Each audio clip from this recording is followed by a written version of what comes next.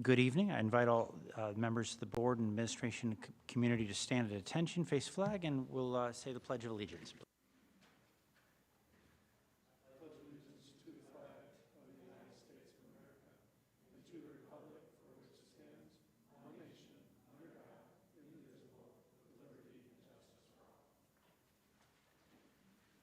All right, thank you very much.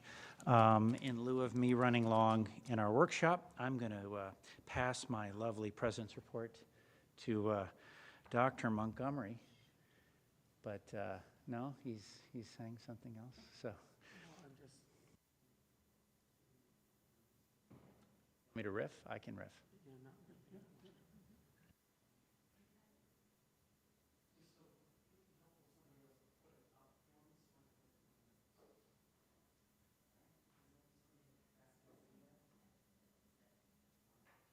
So I will pass to Dr. Montgomery for his superintendent's report. I'll start as that's coming up.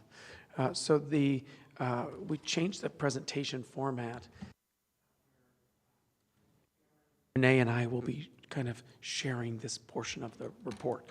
The topics that I'm going to cover, or the three of us are going to cover, are as follows. And there's quite a few, but we're going to move as fast as possible. We're going to talk about ACT, Mandarin, Phase 1 construction, APT Tech Update, Foundation Grant Day, here's the list, Wall of Fame, See It to Be It, TEDx, Principal Advisory, and coming up. Remember that we are doing this with all three of us, so Erin's not doing a separate report. Who's next? Erin, I think you're up. I think I'm first with ACT. As everyone knows, and we sent communications out about it, we had a little bit of a hiccup, big hiccup, on our first ACT date, but we just had a mostly successful administration yesterday. Still some hiccups, and it was interesting seeing the communication going back and forth among schools today even, who were experiencing a lot of the same server errors that we were experiencing. But we're happy that we got through it. We do know that some of our students did not have as ideal of a testing opportunity as we would have hoped because of the server challenges that we had. But what I was really proud of was just the resilience the students were showing yesterday, the positivity, even as they were waiting 30 and 40 minutes to begin a test as we were trying to get new rooms set up. And we know, and we're really proud of our students, we know that they did the best that they could, and we will definitely use that data to inform our work moving forward. So yesterday and then today we had a few students finishing up, but yesterday we were able to finally administer the ACT, and we're looking forward to continuing to work with the ACT Corporation and work with ISPE to make that as ideal and optimal of a testing situation for our students as possible. So just a little bit of an update for Mandarin and about Mandarin, our Mandarin program. There really isn't anything for the District 115 board tonight.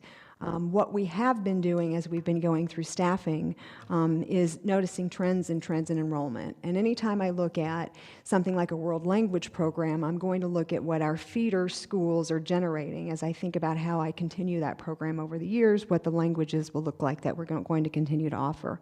Mandarin is a program that has struggled in enrollment since I've been at Lake Forest High School. This is my 4th year, and as we look at the projection from Deer Path Middle School, we see even smaller cohorts in 7th grade rising to 8th, and 6th grade rising to 7th. So with that, we did have a resignation of our long-standing Mandarin teacher a couple months ago. We have hired a new Mandarin teacher, but this is an opportunity for us to look at, in declining enrollment, actually sunsetting the Mandarin program. And we did this with German several years ago. It predates me and it predates Dr. Montgomery. What that would look like is our rising 9th grade students, we will offer Mandarin 2 to them, and we will see them through the opportunity of AP Chinese by their senior year. So that is our intent, to make sure that those students can continue to have an AP experience in a world language if that's something that interests them. However, next year we will not offer Mandarin 2. And the next year we would not offer Mandarin 3. So you would see the progression of the sunsetting of that program. And again, we just have not had the enrollment that supports maintaining the Mandarin program. And we also see declining enrollment in general at Lake Forest High School over the coming years. I think that Dr. Fitzsimmons is also going to talk about some of the implications for districts, potential implications for District 67. And we have been working very closely and collaboratively together on this. We know that our District 67 Mandarin families who are so passionate about this, the language, the culture, they will be the most impacted. And we know that while District 67 is continuing its Mandarin program, we know there will be trickle-down effects. And as this program at the high school is winding down, we know that there is going to be disappointment. For sure. One of the things that we can say that this is the time that our incoming fifth graders are selecting their languages. At this time, we anticipate there will be some that will want to switch their languages, all students above fifth grade.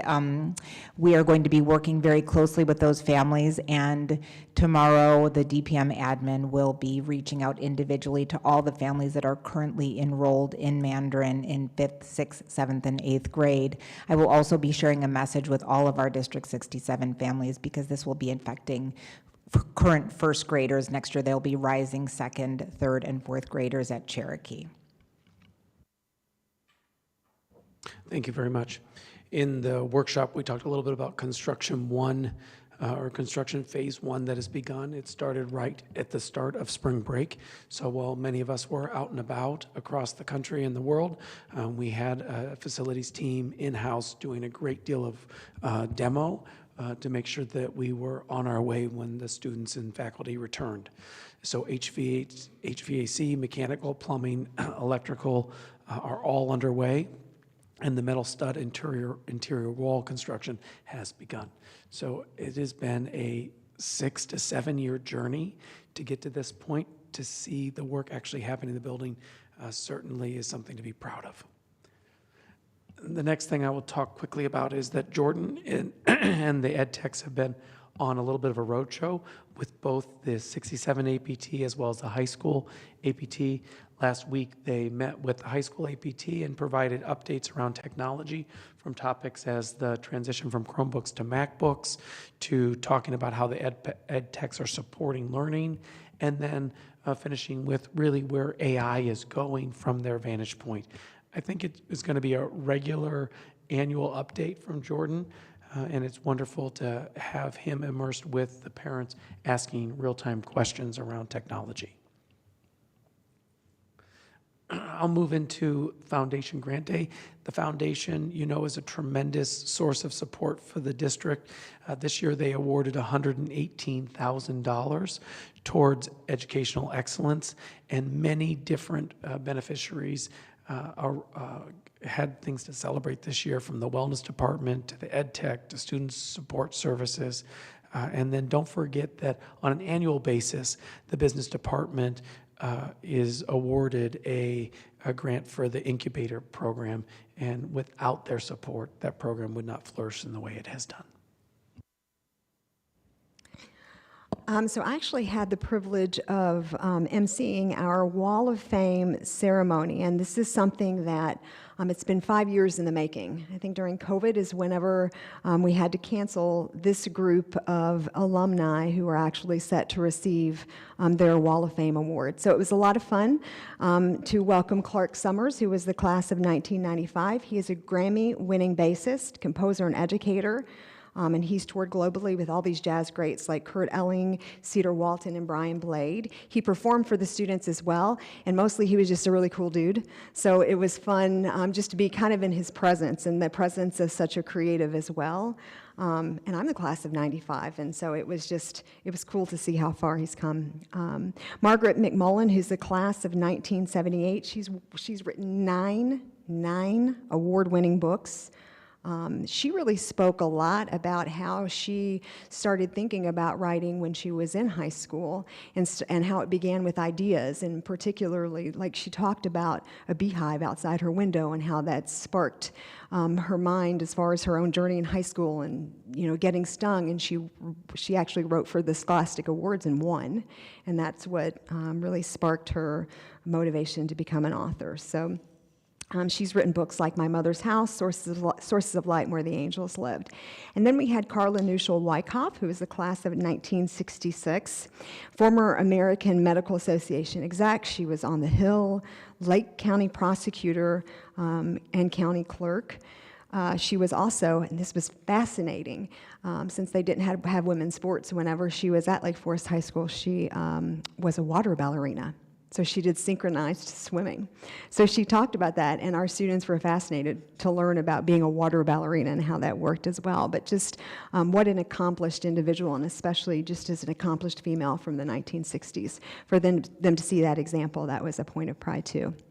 After the ceremony, they got to tour the school. It has changed a lot, and they all acknowledged that. And then they got to speak to our law students, our music classes, and our English classes. So definitely got to inspire some of our scouts to maybe be on the Wall of Fame someday. So it was a lot of fun to see them. Special thanks to Leslie Fisher, who is our alumni coordinator, our Wall of Fame chair, Jennifer McGregor, and the Alumni Wall of Fame committee members. It was quite the event. Another quite the event. So we have our See It to Be It series, and this is really the opportunity to bring people, professionals from the public, people from all different industries and walks of life in to speak to our students so that they can see what opportunities are out there. On April 2nd, we had our first See It to Be It civic engagement professional panel, and this aligns with our world history and geography curriculum. So all of our students, it was recorded, actually got to see and hear from these different elected professionals. So it was cool. It was cool for them to be able to ask questions. Steve Dunn moderated it. But what was, to the students, when you asked them what really resonated with them, what resonated with them the most was how interested these elected officials were in their opinions, even though they weren't old enough to vote. So they loved seeing how interested the adults are in just understanding what the student experience is. So hopefully we created some future, public officials among our students because they just see the dedication that involves. And then we see Simon up here. Simon is usually sitting next to Kat as one of our student representatives, but we had our annual TEDx on March 19th. This was a lot of fun. We also see Kelly McBlain, who is one of our teachers who spoke about her battle with cancer. And then Mike Mizwicki, he spoke about juggling and what juggling teaches you. And then we had Simon who spoke about languages and languages that are dying throughout the world, and how we are losing some of our access to other cultures through these languages that are going away.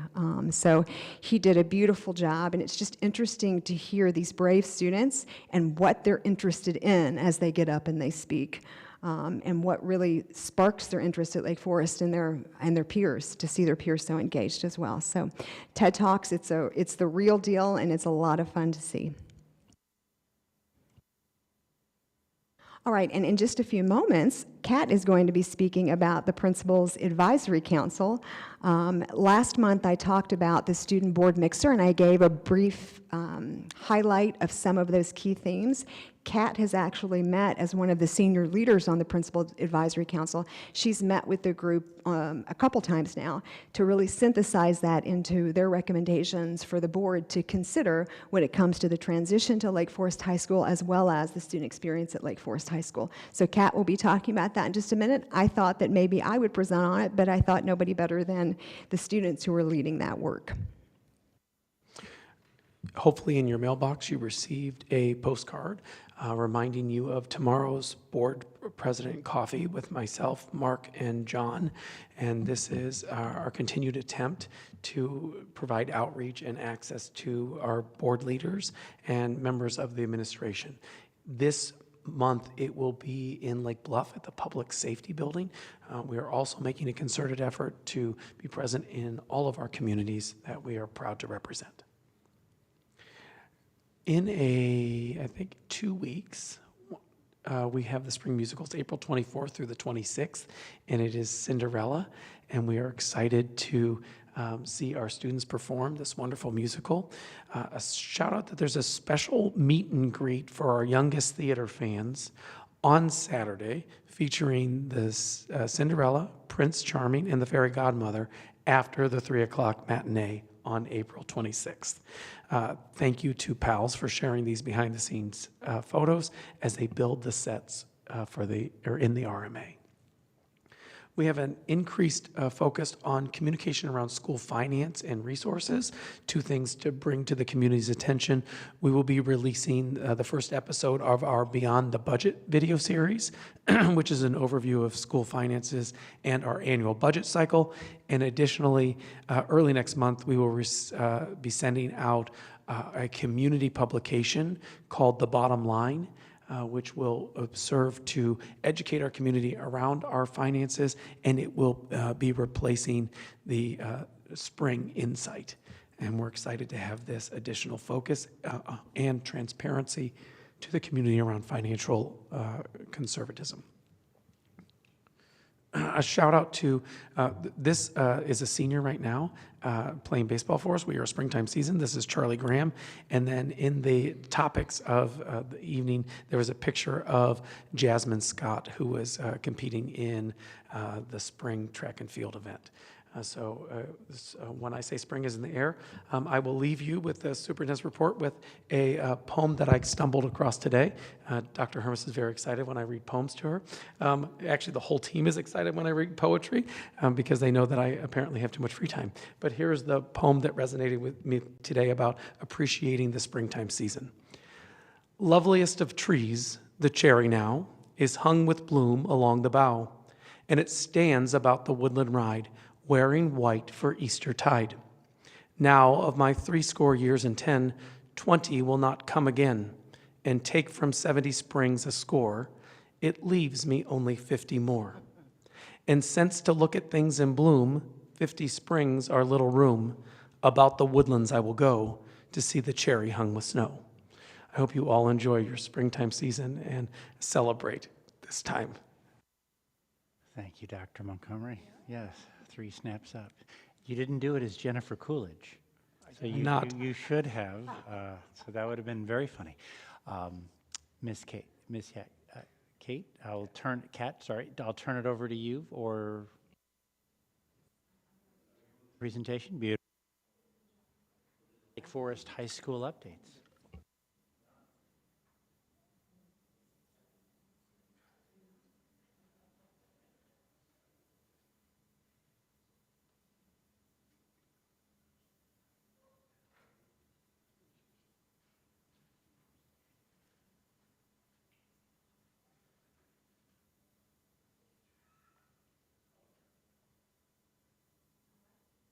Yeah, okay, there it goes.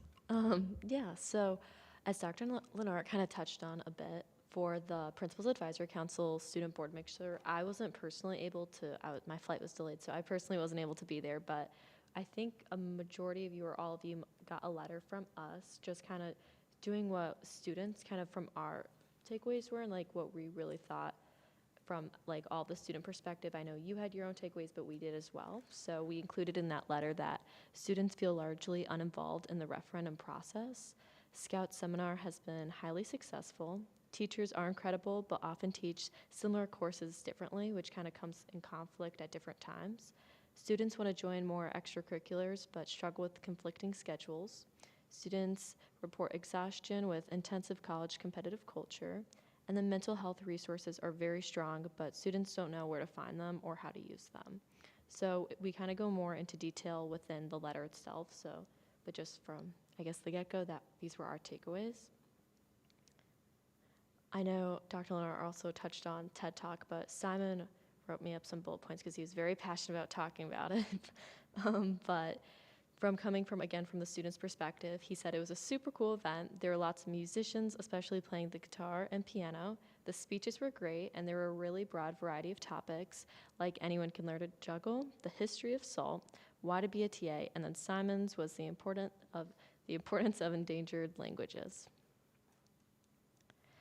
And then I know Dr. Montgomery touched on this as well, but Cinderella will be showcased April 24th, 25th, and 26th inside the LFHS RMA, and then it's starring 2 LFH seniors, Declan Boyle as Prince Charming and Nora Sharman as Cinderella, so you can just see them up there. And then finally, you may see some familiar faces, but seniors continue to announce their college decisions and heading throughout all the country next year. And several students are taking other routes such as the military, workforce, gap year, etc. And the high school is doing a great job accompanying whether no matter your route next year, just everything all in general.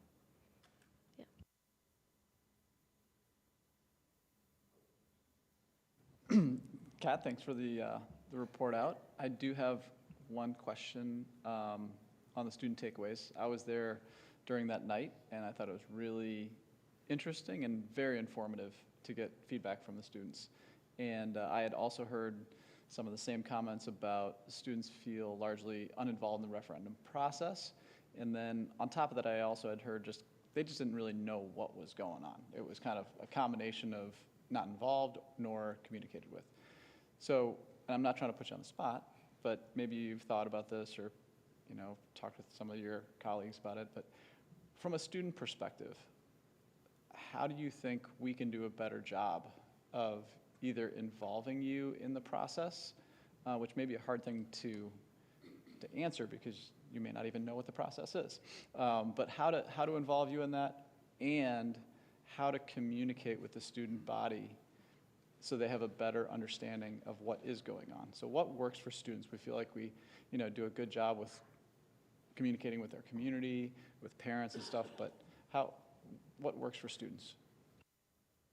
I know that personally there had been lots of surveys that, especially for like the furniture, that originally wanted to be filled out just like through a QR code and stuff like that. And Dr. Fitzsimmons and I worked closely together for a couple weeks, really trying to plan out a focus group, which that was a small group of students. But I think really just face-to-face is what students really, I guess, work best with, I guess, in that essence, just because everyone's really busy on their own and no one's going to, just from my perspective, just going to scan a QR code on your way out of class. Students are ready to book it out of there when like the bell rings. But I think maybe just face-to-face, or if a teacher, if you talk to the teachers about it and it's something where they mention in class, or if it's a video sent out in a newsletter, or I don't know, something where it's built into the schedule so students really know how to just work with it within the day. Great feedback, and I think this could be a good agenda item as also part of your Principals Advisory Council, where you guys can talk through this and see what can work with scheduling. It could be focus groups, it could be big, I don't want to say meetings, but presentations or collaborations in one of the larger rooms where you can get a lot of people. But anyway, you guys can talk through that. Come up with, you guys are super creative and solution oriented, so I hope you guys can figure that out, because we really want to support whatever we need to do to keep you guys involved and up to speed with what we're doing. And Kat, I love doing that with you, so if you want to invite me back for anything, I'm your girl with that. We did have about 15 people, I think, and we had a nice afternoon, so anything that would help facilitate that, I'm with you. Awesome, thank you. I'm sure we'll be reaching out in the future. And Kat, I wanted to say just how much I enjoyed the Principals Advisory Council event. It's kind of funny that you can sit on the school board and not interact with students all that often, but it is kind of the reality of this position sometimes. And so to have the opportunity to sit down with students and really hear their feedback was eye-opening for me. And one thing I want to say is I just want to commit personally as a board member to taking these student takeaways very seriously. And I think we should be adding to our agendas and thinking about how we can build into our agendas, being responsive to this, because obviously people took the time to come and talk to us and share with us, and there was a lot of consensus around these issues, and so we should be responsive to them. Thank you, yeah. All right. Thank you very much. Great report. And again, I will echo the same thoughts in terms of the committee and the meeting, getting the input. So it's great. So we'll make sure we keep those on and drive them over to Erin and make sure she implements them. Okay. All right. Thanks. Public participation. So if we have any folks that would like to address the board, I would. All right. So there is not. So we are going to move on to our first report, which is the extracurricular activities and athletics report with Ashley and Tim. So floor is yours. Thank you for sharing it ahead of time, which I've reviewed. So spoilers I've read, so it's good. And love to hear your take on anything you want to share in addition. So thanks.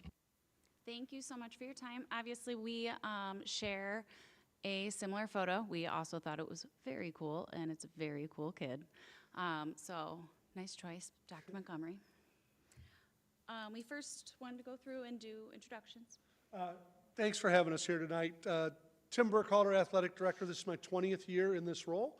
And I've been at Lake Forest High School since 1999, where I started as a math teacher and coach. So just love this opportunity to come and speak to you all.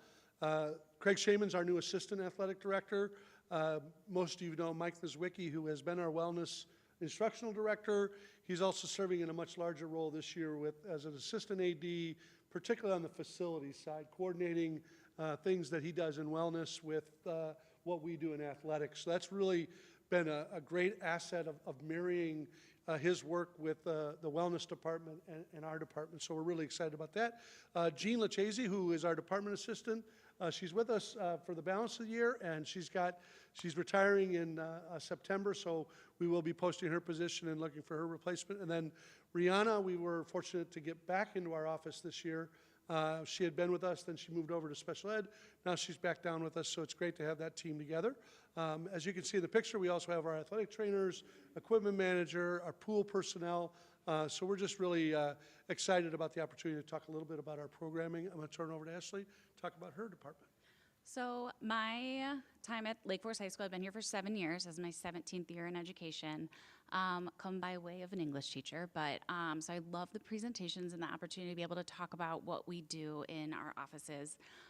My office, it's myself and it's Tatiana Sabin, who we've been together now almost 2 years, and we're always running around. So this is a picture just from prom last year, and we will work on one better for next year. It was this or eating cheeseburgers at the wellness walk. So I went this route. But she is, I've actually termed magic. Everything that shows up and works itself out. So she's been a huge help to all Tim and I's work throughout the year. I can attest to that. As we put this presentation together between Ashley and Tatiana, sorry, they work magic with Canva, and it's way out of my league. So this is all their handiwork.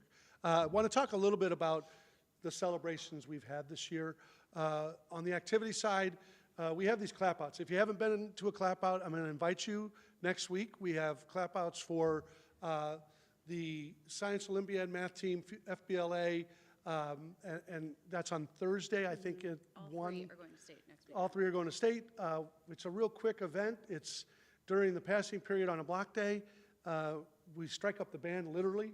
We march them through the hallways. The kids stand on the rails around the hallways and clap their classmates out when they go to a state tournament. So we had those for band, choir, and orchestra earlier this year. We've had a number of them on the athletic side. I've listed a lot of our accolades here. I'm going to go through them, but I really want to draw your attention to a really cool video that our new media team put together. And as that plays, I'm just going to kind of, we got sound in the background. You can see our students here celebrating. We got our mural of excellence. There's our state championship lacrosse team from last spring. Here we have our regional championship boys basketball team. The best part is some of the backgrounds of this where you can see the students celebrating their classmates. So here's the football team. I will say we beat Libertyville for the first time ever, twice in a year. That's a big deal. There's our gymnastics team, which was conference champ, regional champ. There's our regional champion soccer team from last spring. There's the student body celebrating. Football team over at Libertyville. Here's the lacrosse team at the state finals last spring. Soccer team, which won the conference championship this past year. There's our dance team, which won the conference championship, state qualifiers, and national second place finish. Volleyball team getting ready to take the floor in practice. Again, the kids put together, they like that football stuff. Golf, we finished, advanced to the state finals. There was field hockey, which we proudly hosted the state finals this year on our own field and finished second. Wrestling under the spotlight, a re-emerging softball program that I'm really proud is back on solid ground. Lacrosse, which was a Final Four team. Here's our girls basketball team celebrating a pink out event. Again, just a great opportunity for our kids to come and celebrate with their classmates. So there's our night run, which we bring a bunch of teams for cross country over to the field and finish there. So just wanted to share a couple key additions this year. We were able to add some athletes participating in golf this past fall. We were able to officially recognize girls wrestling. In the past, it's been merged together. The IHSA has really made a push to separate those two this year. We're really proud that we had participants on our girls wrestling team. We added intramural ping pong. Didn't know that was going to happen, but that was very organic, and the tables were there, and they said, hey, what if we came and did this? And Craig Shaman said, you know what, I'll sponsor that. Let's do it. And we got 18 kids that weren't participating before that jumped in and did intramural ping pong. Proudly, as enrollment has slowed down in its decrease, but it's still decreasing a little bit. We lost maybe 10, 15 kids from this time a year ago. But we added 76 kids in athletics alone. We had 46 kids in the fall, 2 in the winter, and 28 this spring to participation. So we're really proud of that, and Ashley's going to jump into some really awesome statistics here. Yeah, so your board priority is 95% engagement, and it is something that Tim and I have really leaned into. So our engagement data through the years, last year, at the end of the year, we were at 90%. This year, right now, we're at 94.4. So really proud, but I said 94 never hit so hard because it's not 95. Really like to, wanted to round up. Very into thresholds. Let's get there. So Tim and I were looking, and it was last year when we started to realize that some of the kids that we weren't quite capturing in our data because of our very traditional data tracking was not capturing kids like peer tutoring and TAs and things that when we are talking to these students, they are high-level athletes. They don't participate in our athletics, but they are participating in our community, and that is what we're looking at. Who are these students? Are they engaged with one another? Are they making friends? Are they engaging academically? Are they successful? And then if you are a speed skater, by all means, go do that after school. We don't have ice here. So there's just certain situations where we just are knowing who our students are and then getting that number down smaller and smaller and smaller. So 94%, we are super excited to see that, and we appreciate the push that you gave us because we were starting to feel really good at 90. So thanks. Kind of, yeah, but also tough. With that, last year we started tracking average GPA in our engaged students. And by moving our data over to this online platform called 5-Star Students, it's been a game changer for really getting granular details about student engagement and where they're at and who these students are. And one of the things on the left, it shows the students, their average weighted GPA if they're involved in extracurriculars, and then their average weighted GPA if they're not involved. It's cool to see that through all of the sheets that we used to keep all of our engagement data on, it's accurately represented on this platform that is disaggregating this data for us now. What's really neat is it even goes further into grade level. So as freshmen, you have a higher GPA by a whole point if you were involved in something. Sophomore year, that goes up to 1.5 points. So it really is the impact of being connected to your school and finding those resources, being more willing to walk into PLT, being more willing to ask for help because you see these adults and you interact with them day to day. One thing we've looked at with our One Lake Forest initiative is all of our students that we are trying to actively remove barriers for engagement. That looks like the activity bus. That looks like removing engagement fee or participation fees. It looks like really cognizantly working through all of our potential barriers that might stop a student from getting involved. Super excited to report that 86% of our low-income students are engaged. And that number was not something that I could track from last year, so I was trying to pull that in. Our data shows that we have 11 students that are not involved in extracurriculars. However, we partner with the boosters this year, the high school, the booster athletic team, or athletic parent booster organization.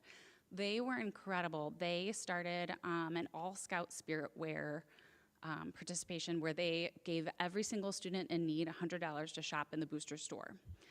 We've been tracking this data to see if we remove a barrier, do students participate? And what we're finding is the answer is yes.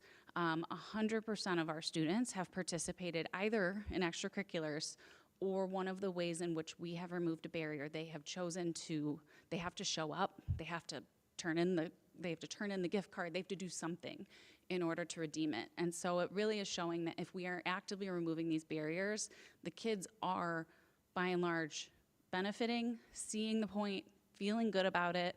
That was probably one of the most special days in the fall. It was right before homecoming week, and we saw more and more students wearing Scout gear than ever before. And it was showing us that it wasn't that they don't want to be Scouts or be a part of the community. It really is a financial piece. So by giving them $100 to shop, it really made a big difference. So we were excited to see that 53 students participated in that opportunity, and the boosters have committed to helping us out with that again. Thank you. Thank you. Thank you so much. And also a little call out, just going to some of the meetings that I've had to attend, both PALS and some of the others with you, Ashley. Thank you for that work as well, because I think that's having the parent groups get creative, as well as your team, Tim, your team, just seeing that and finding a way to get those kids to connect. It's huge. So it's really important that you're finding every single one of these people. So that's great. So thank you for that work. I appreciate it.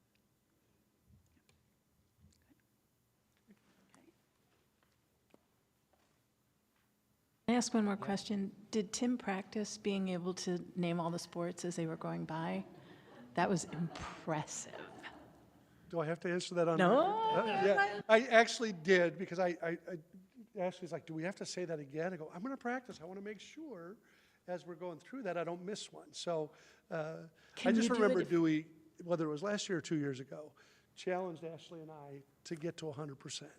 And I said, boy, that's just so lofty, but we're going to get there.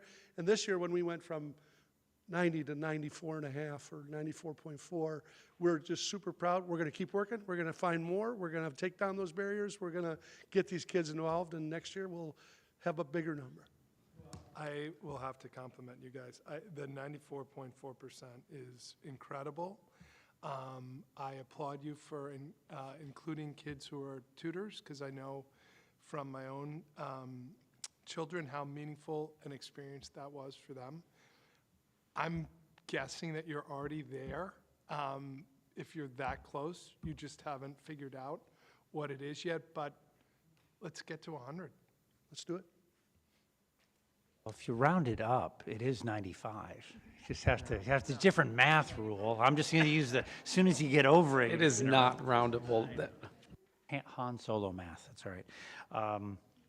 All right, so we're going to move to the EdRed liaison reports, legislative updates. So nothing has changed other than a lot of activity down in Springfield. So we're monitoring that and doing some other work. So there's more to come. I would have something hopefully in May or June, some updates on stuff that's been passed and work we're doing. True North Educational Cooperative update, John? Nothing to add besides Superintendent Schneider's report and Matt's update earlier. All right, thank you. On to the action items. Action item number 1, may I have a motion to approve the 2025-2026 administrative compensation? So moved. Second. Any discussion? All right, may I have a roll call vote, please? Ms. Davis? Aye. Ms. Helms? Aye. Mr. Noble? Aye. Dr. Vinson?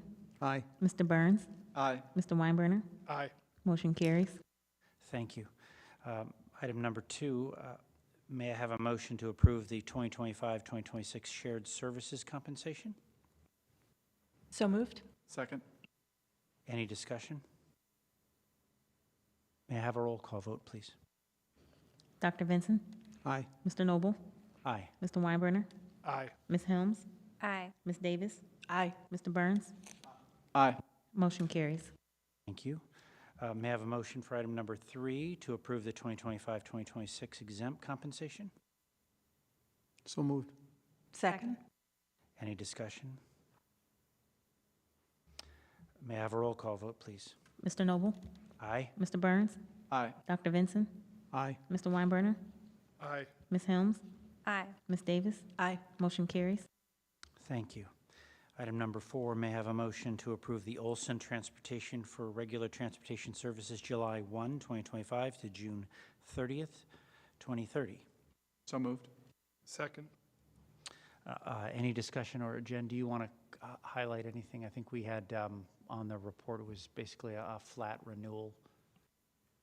The flat renewal. The only thing I would highlight is it's been a few years, actually quite a few years, since we actually went out to a formal bid. That would be the only thing I would mention. We did have 4 bids, 4 bidders for this, and it is a renewal with the existing company of Olson Transportation.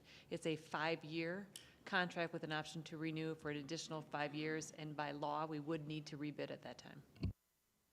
Thank you. May I have a roll call vote, please? Mr. Weinberner? Aye. Mr. Noble? Aye. Ms. Helms? Aye. Dr. Vinson? Aye. Ms. Davis? Aye. Mr. Burns? Aye. Motion carries. Thank you.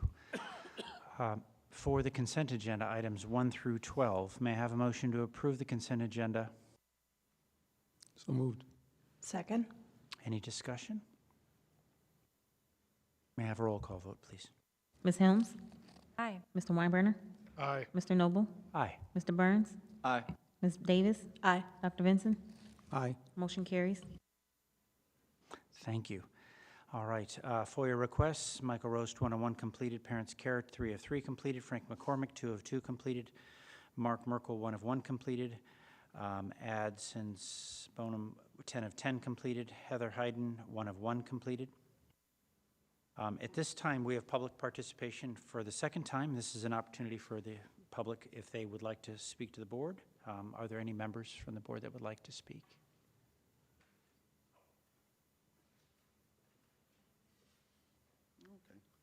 Hello, my name is Michael Melzinski. My wife Julie serves as the APT member for Mandarin for District 67. So I'll just say her phone's been blowing up in the last few minutes. So someone asked us to come over. Most just wanted to ask, I didn't really hear what happened, but like what the effect is from the decision today on District 67. Well, normally we wouldn't respond in terms of questions, but I think we can share.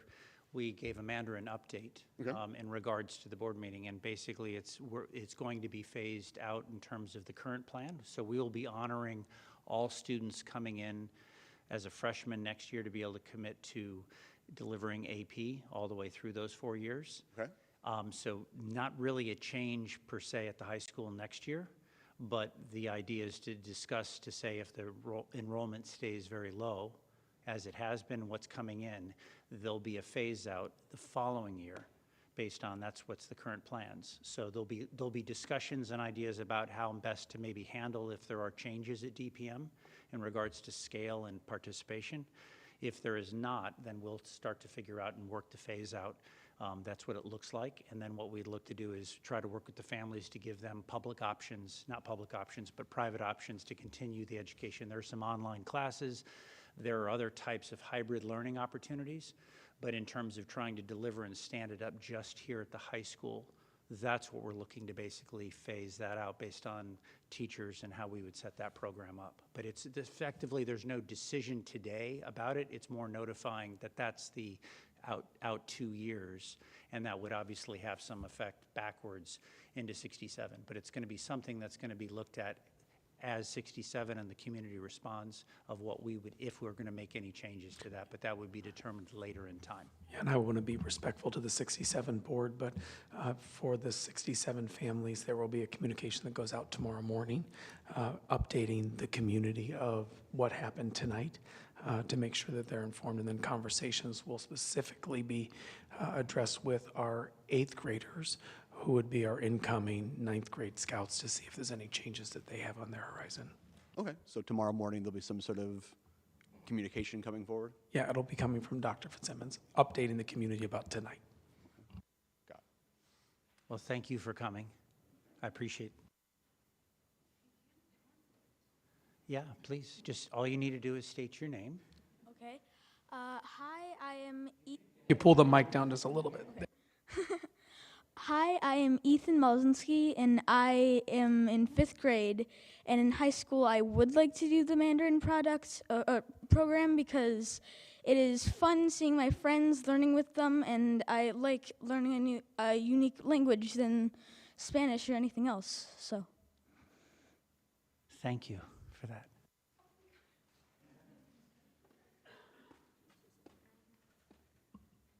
I agree. Well, thank you. And it's very brave of you. I appreciate you coming here and sharing that with us. Absolutely. Please.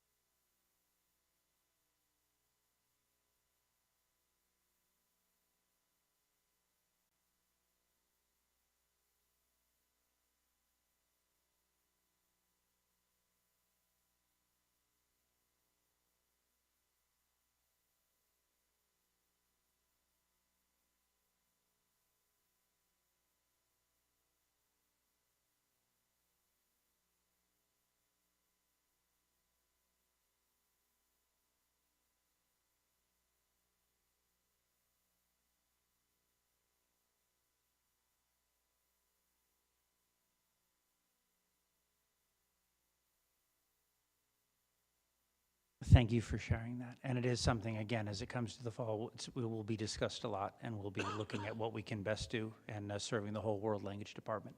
Okay, so thank you.